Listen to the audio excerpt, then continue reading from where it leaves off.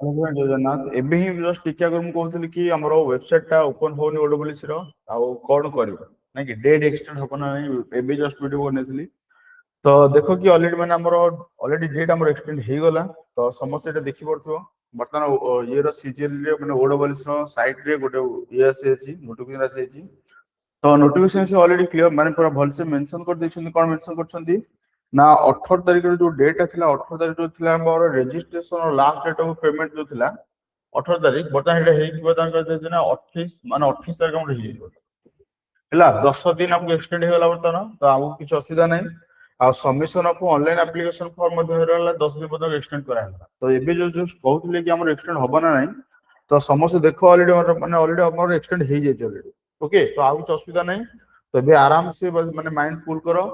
ଆଉ ଯୋଉମାନେ ବି form fill up କରିପାରୁନ, try କର ରାତିରେ ଯଦି ମାନେ 2ଟା ପାଖାପାଖି ଯଦି ହବ, ହେଲା ରାତି 2ଟା 2 AM 2ଟା AM ରୁ 5ଟା AM ଭିତରେ ଟ୍ରାଏ କର ମାନେ ଯୋଉ ଓପନ କରି ମାନେ ରେଜିଷ୍ଟ୍ରେସନ କରିବାକୁ।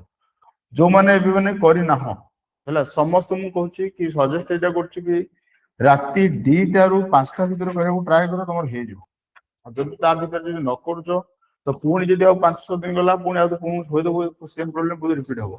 That's Y same problem repeat ନ ହଉ ତା ଆଗରୁ ଆମର ରାତି 2ଟା ରୁ ରାତି 5ଟା ଭିତରେ ସେଇ ଟାଇମ ଭିତରେ ରେଜିଷ୍ଟ୍ରେସନ କରିଦିଅ। ଓକେ, ରେଜିଷ୍ଟ୍ରେସନ କରିକି ପେମେଣ୍ଟ କରିକି ସେଟା କରିଦିଅ, କମ୍ପ୍ଲିଟ କରିଦିଅ କାମ, ଯେମିତି ଆଉ କିଛି ଅସୁବିଧା ନ ହବ। ତ ଖୁସି ହେଇଯାଅ, ବର୍ତ୍ତମାନ ଡେଟ୍ ଏକ୍ସଟେଣ୍ଡ ହେଇଗଲା। Okay, so thank you.